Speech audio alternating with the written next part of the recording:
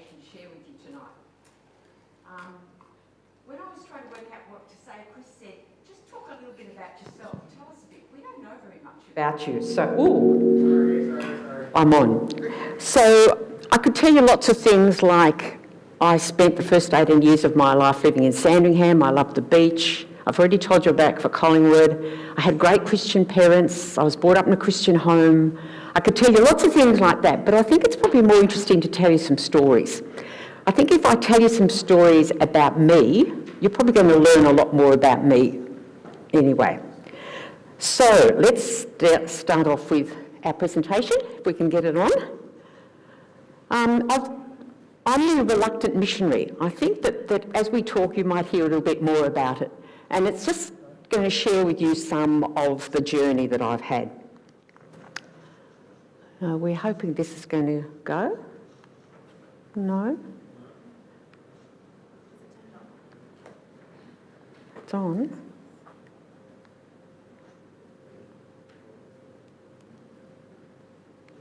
Yep. It is now. It's not going the wrong way. Awesome. That's not me.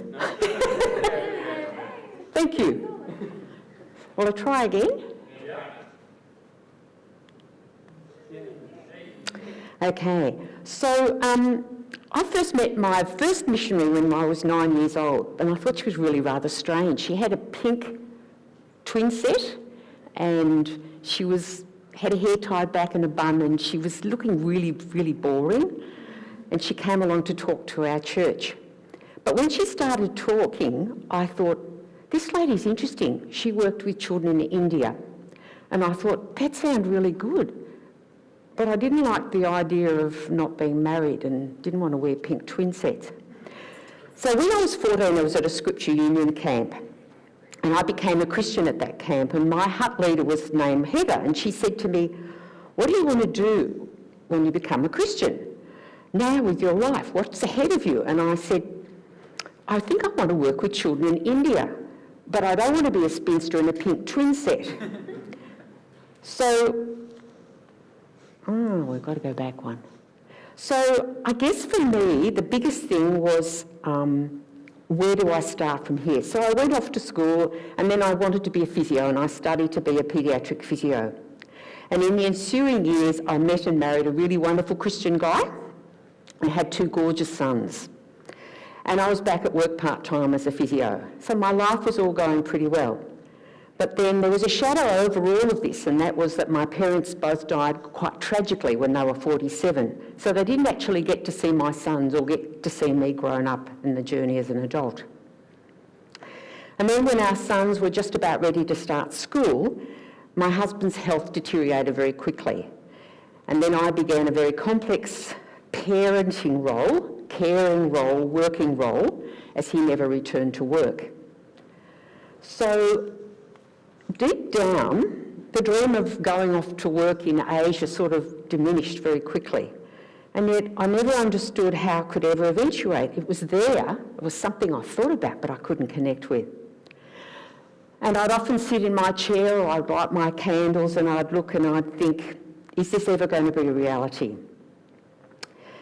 And then during that time, I learnt to just always trust God. Then 15 years later, my 2 grown-up sons and I found ourselves alone in the family home. We'd had some very challenging and difficult times, and suddenly I was on my own and my world dramatically changed. And I wondered what would happen next, and then I realised I was actually 47, the same age that my parents were when they died. And I said to God, hey, I've got lots of questions.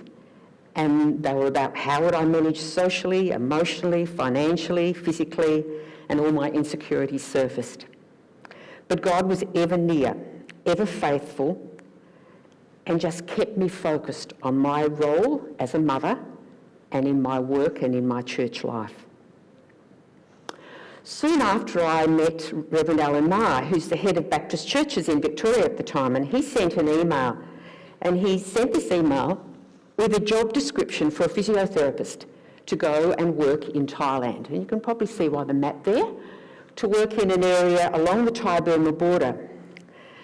First of all, I had never been overseas. I'd been to Tasmania, but that's all I'd been. I didn't have a passport. I didn't even know where this place was. And he sent this along. I didn't have a passport, and I thought, how on earth could I do something like this? And then at the bottom of the email, he said, Glenys, is this the voice of Jesus talking to you?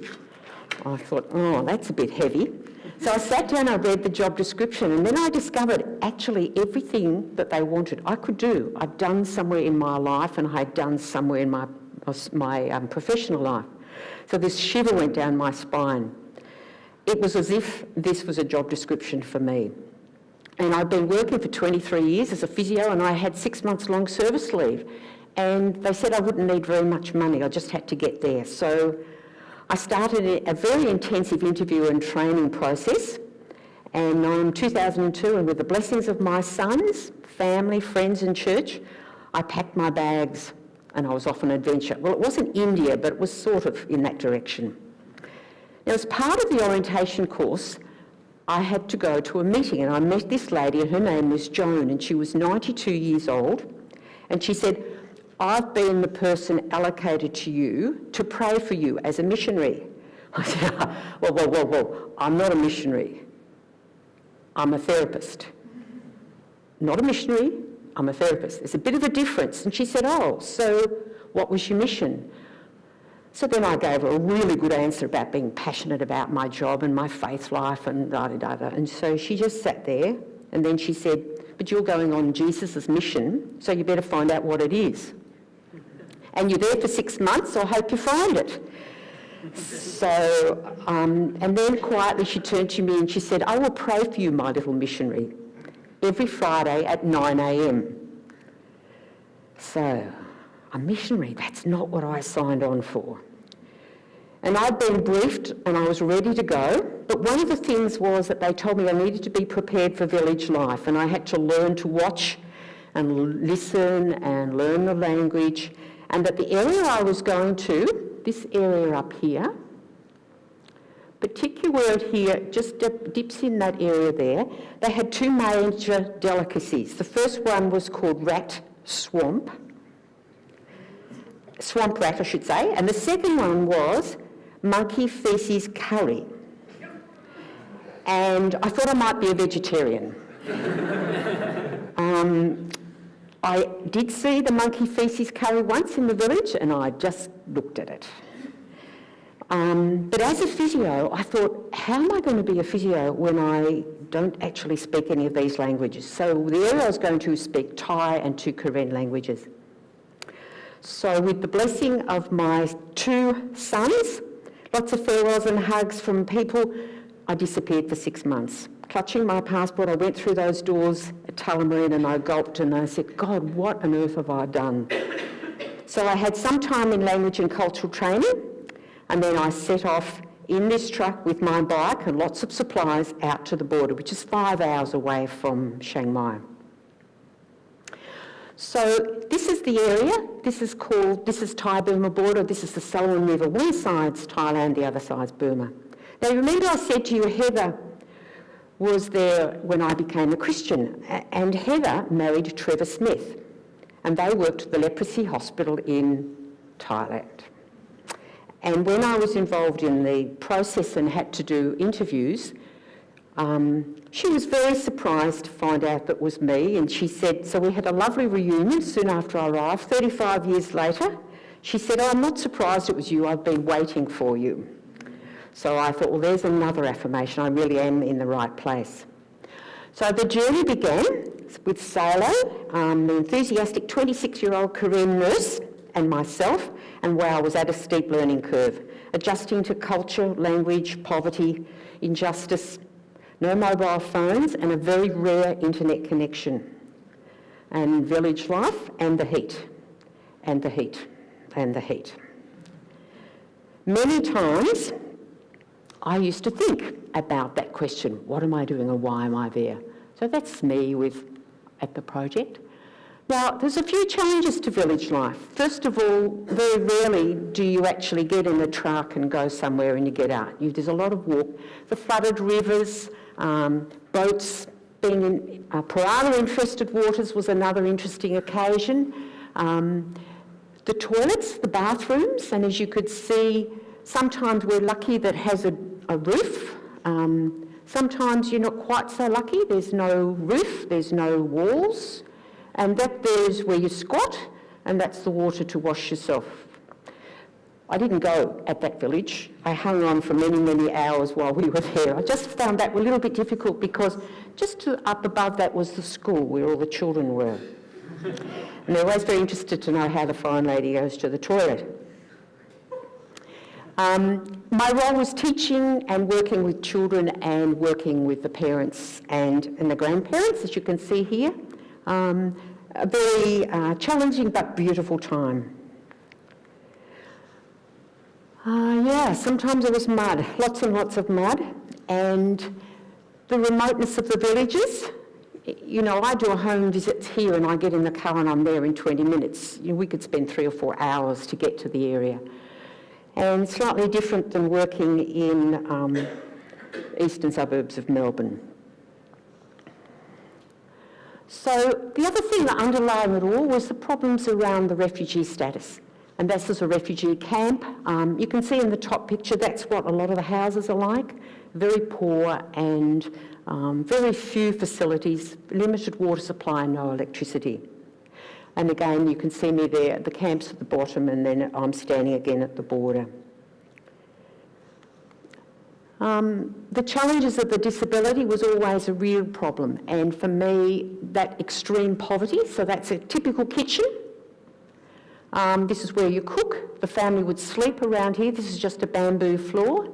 There's the rice supply. That would be the vegetables for the day. This would be the drinking water. This would be the washing water.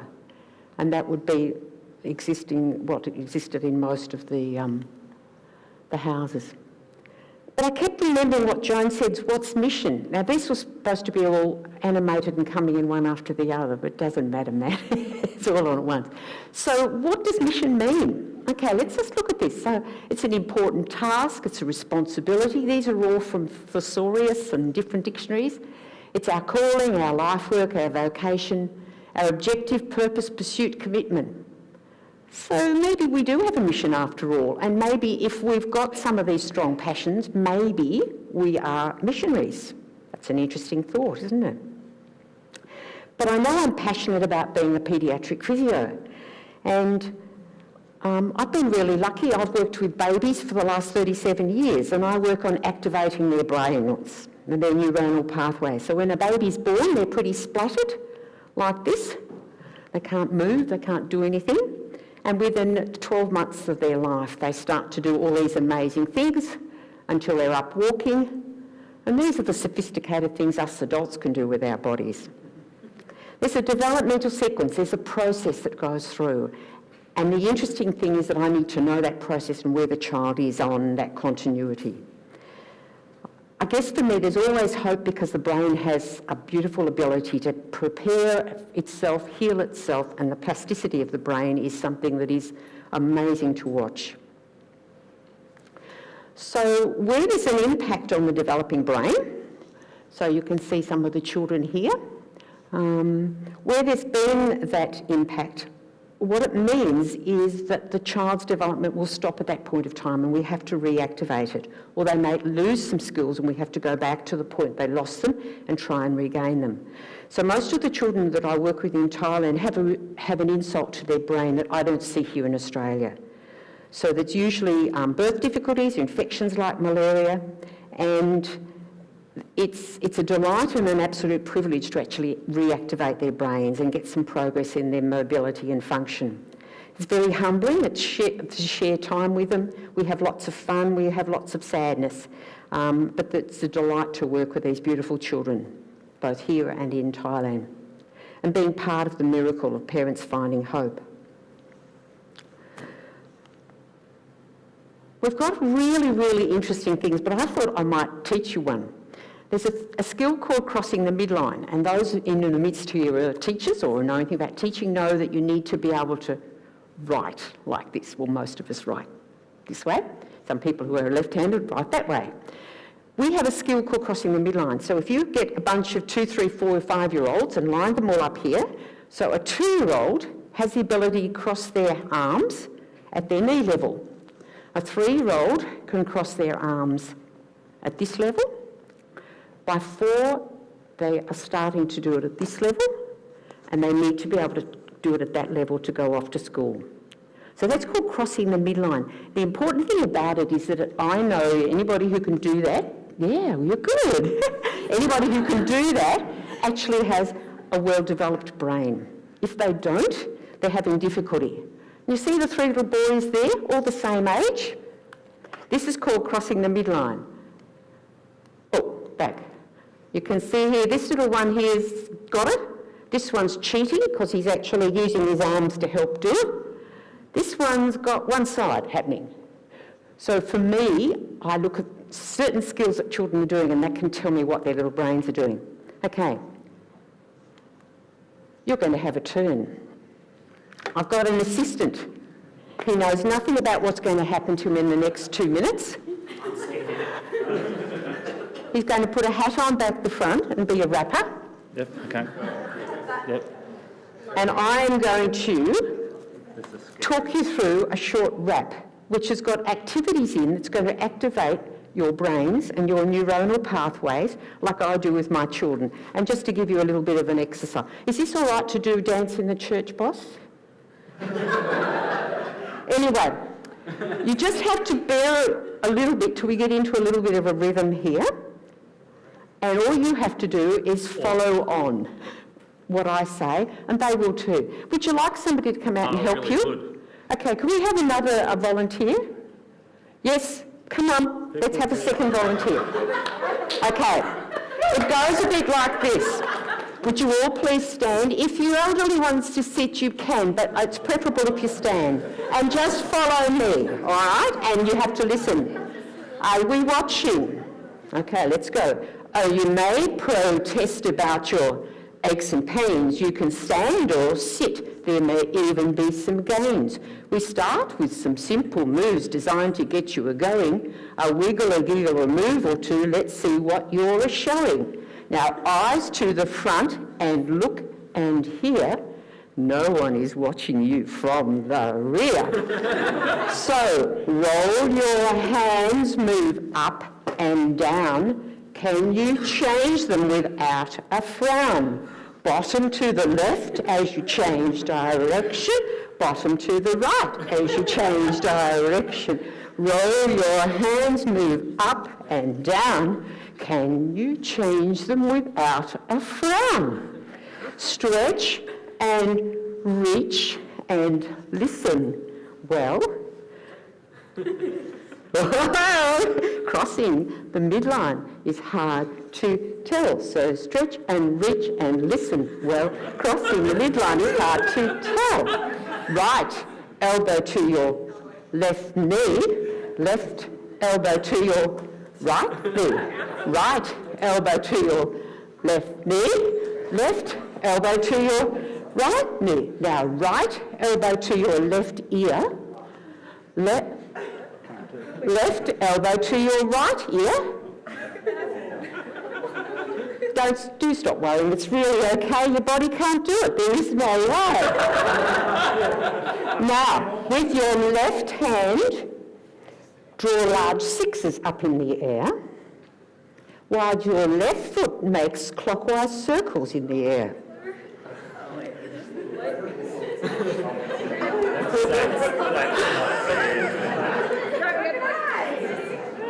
That's very hard and it's really not fair. So breathe in deeply, shrug your shoulders up and let them out with a great big huff.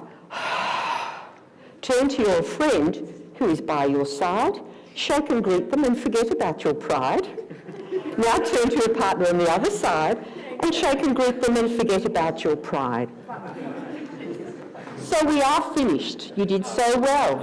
Your neuronal pathways well activated. I hope you don't need any sports gel. Please be seated.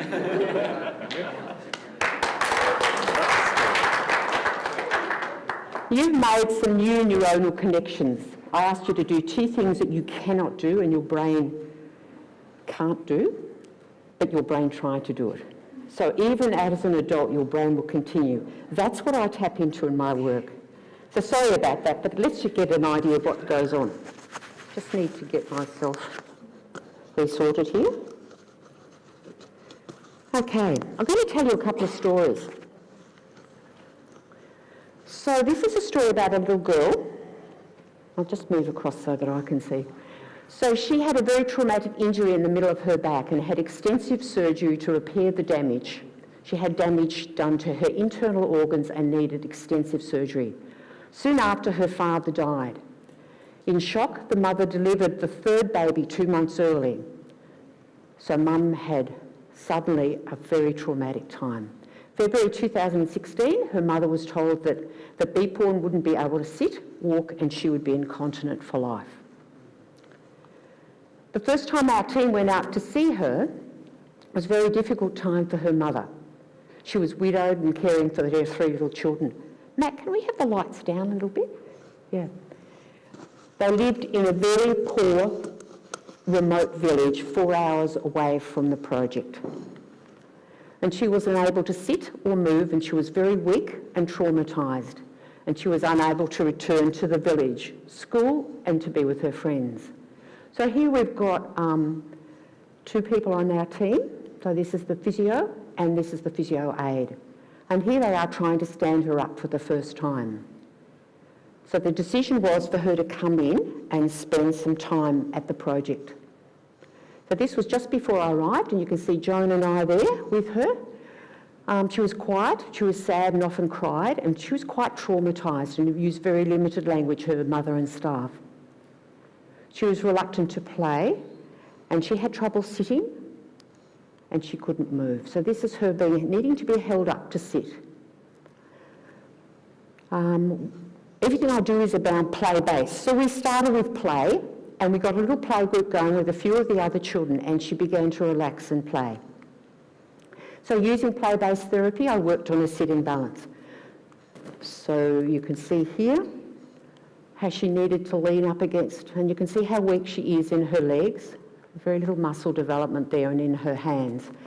And this is her mum, a courageous little mum, and we had 2 weeks of us working our butts off with her morning and afternoon, and you can see that she really developed a really good sitting balance. And you can see she's able to play here, which is really what children want to be able to do. We wanted to strengthen her arms and legs because the damage in her spine also involved her arms as well as her legs. You can see some of the activities that we did there with her. And we wanted her to be able to tap into some of her sort of cognitive stuff, and we did that by doing lots of games. And you can see there, she ended up being able to move around quite well. She also wanted to be able to stand, so we were able to do a bit of standing and assisted walking. And this is in the first stage, where we actually tried her with some braces and a little walker, but she ended up not requiring those. We were able to activate the muscles in her legs, and we were able to get her going in a couple of weeks.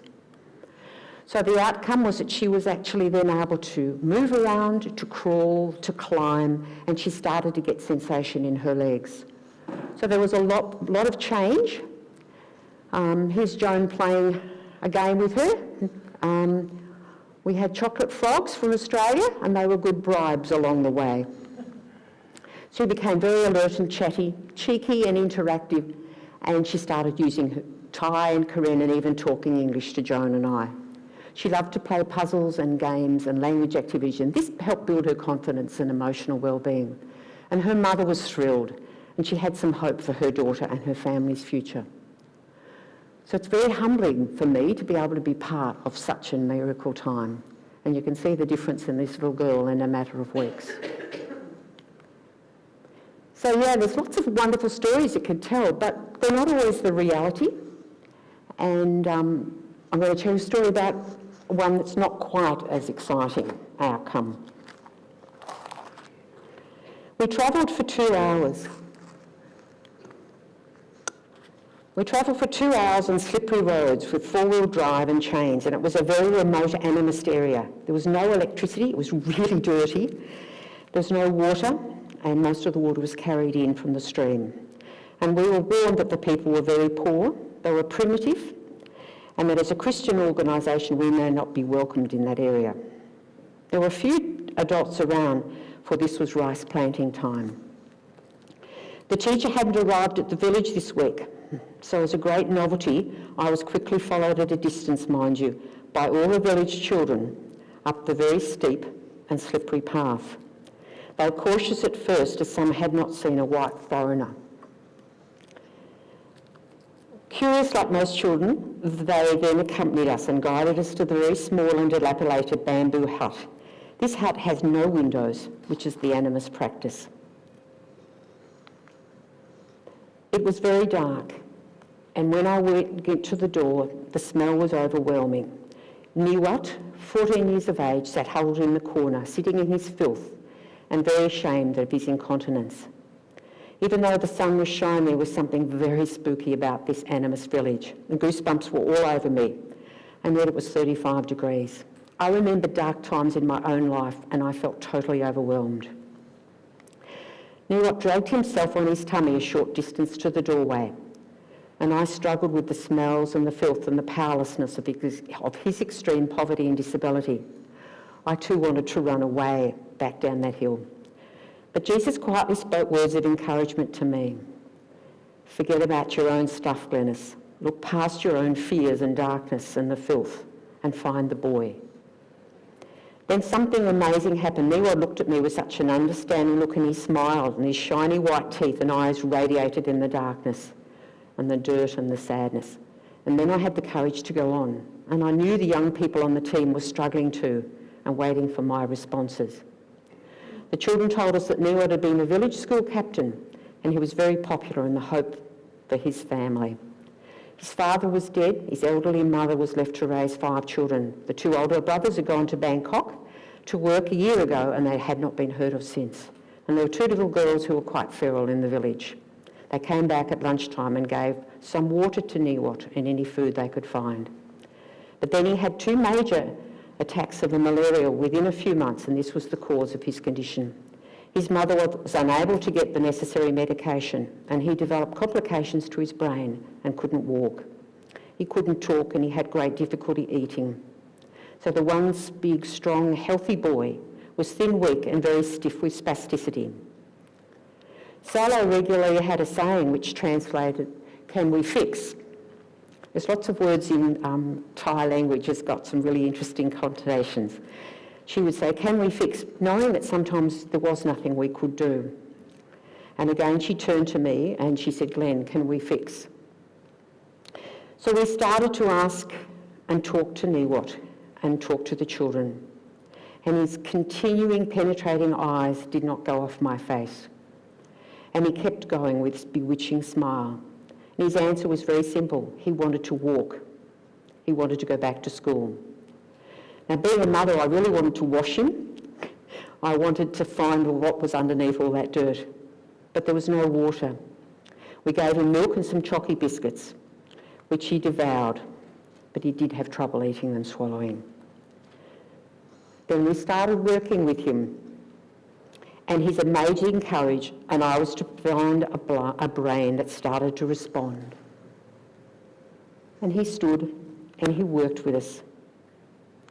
And after some therapy, we had him up standing and he was staggering, and he started to take a few steps. And then he wanted to walk and to walk. And it was only a small area. So I said, "Okay, we'll do 20 laps. So we did 20 laps across the landing. And he just wanted to keep walking. And all the village children cheered him on. Eventually the village leader came back, and he'd been running for an hour to get there from the farm, and he helped to walk Niwat, and he said he'd come back and he would help him. And as we went back down the hill, it was really slippery and muddy because it was pouring rain now. I was overwhelmed by the darkness and the loss of this little boy and his mobility and his freedom. Where was their hope? What was the future for Niwat? I felt deeply saddened that we couldn't fix this one. He seemed trapped. The only light in that place for this therapist was the radiance that shone from the boy and his eyes and the smile. Later that night, as we were settling in a nearby village, There was no electricity, and as I looked out, you could see the flickering of candles, and I felt very overwhelmed. But then I was reminded that Jesus spoke of being the light and finding light in the darkness, and it challenged me to a greater understanding of his impact of the many places of darkness. So when we talked about what had happened that day, the driver, Arun, said to me, he talked to Niwat, and Niwat said it wasn't that I helped him to walk, it was because I had just come and I'd spent time with him, and all the village children had thought he was special because I had visited him. Salo, the manager of the team, said, remember what the motto is for the women out here in the villages. She did what she could when she could. That was the motto. And that helped me a little bit. The following year, I went back to Thailand. I asked about Niwat, and sadly he died a few months later from another bout of malaria. Soon after, Salo and the team visited the mother, and she said, why did the foreign grandmother come to see her boy? And the answer was, they said Glenn wanted to meet Niwat. This began an opportunity for the team to share a little of God's hope in that very animist village and what was such a dark and sad place. Niwat was such a challenge to me not to be overwhelmed by the complexities, but to remember why I was there, just to be open before God and let God's Spirit do the prompting and the leading. To dream of the release of those trapped from without and within is to dance with God in heaven, and this is costly. This is what our mission's about. I've now been back 14 times to the project every year in my holidays, and Salo and her amazing team have developed, and there is a school, there's a day centre, there's a therapy centre, and there's a vocational centre. And they've become really strong advocates for the future for children and young people with disabilities in that area. At times I can't believe that this God-created miracle had been happening to me. And when I stand here sharing with you, it is really quite overwhelming, and I'm very humbled that somehow God chose this to be my mission. I hope to go back again in 2017, and I know that I'll meet more children that maybe I can help like Niporn, but there'll be children like Niwat as well. And I'm going to continue to learn and be stretched and feel very privileged to have this miracle of God's grace and goodness in my life. It's always looking for and finding the hope of Jesus in most unexpected places is what the call is for me. I'm very dependent on God as he teaches me to juggle the balance between my life here, as a physio, as a mother, as a grandmother, as a sister and friend, here at church, and with the Korean people here and in Thailand. This call for me to be faithful, to come as you are, feels ever before me, and God continues to offer the challenge to go way out of my comfort zone, here and in Thailand. I'm not sure exactly what it means, now I'm nearly 66, or where it's going to take me, but I know I'm very well accompanied, and that I do not need to fear, but to trust and have faith in God's promptings. There have been some really wonderful moments and also some dark places that I can align with from my own story. And I'm encouraged that I'm not able to fix some things as a physio. And these conditions I don't see here in Australia. When I'm encountered over there, I think it's really unfair. But God reminds me, I just need to go. I just have to be there and come and be what God requires of me. I feel deeply humbled, overwhelmed and extremely privileged by this opportunity, and I'm aware that I am indeed very lucky to be able to live out a dream I had when I was 15. I'm so amazed at God's grace and goodness to me. He's indeed a God of surprises and delights in sharing us with the most unexpected blessings. This little boy, Manas, has been a changing experience for me. This is the first time I met him,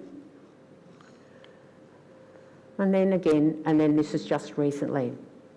That's what the story of God's grace is all about. And he comes and he lives in an area that's not a Christian area, and the work that the team's been doing with that little boy over the last 14 years has seen the growth and the development and acceptance of disability in a very difficult area on the border.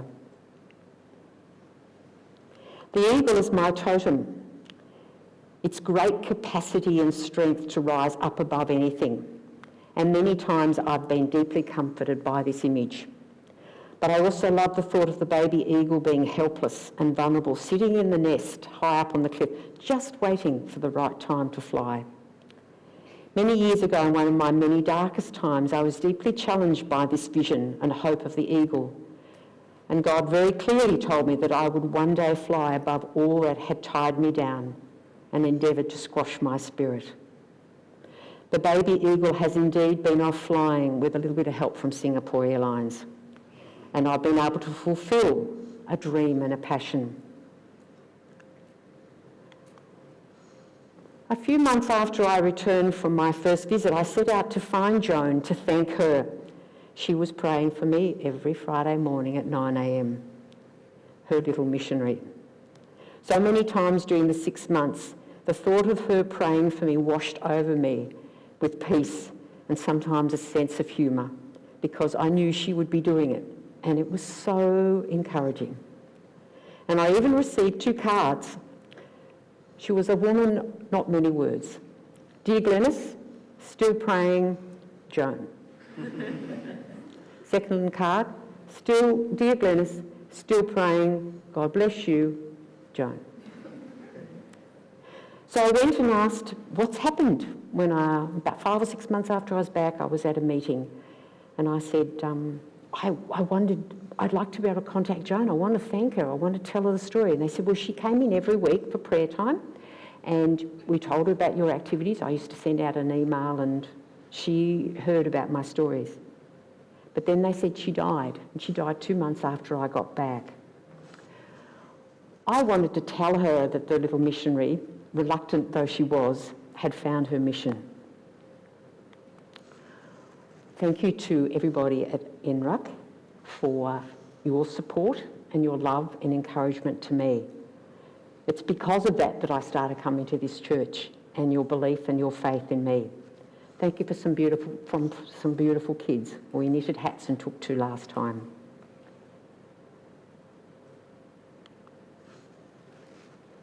You know, I love this reading, Behold, I stand at the door and knock. What I like about it most of all is not the image this old Sunday school image that we often used to see. It's what happens after we open the door. Yeah, Jesus said, I will come in. What happens next? I love this thought. If you are willing, I will gently lead you to new places. And this. Come to stand alongside the poor. Come to struggle with those who seek freedom. Come to resist all that offends God's justice. Come to the living, disturbing God. Back to this is the Thai-Burma border. So what about you? Do you have a mission? Are you a missionary? What does it mean?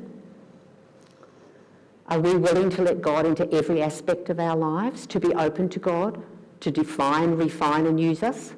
Are we willing to be vulnerable, listening to the murmurings of the Spirit within us?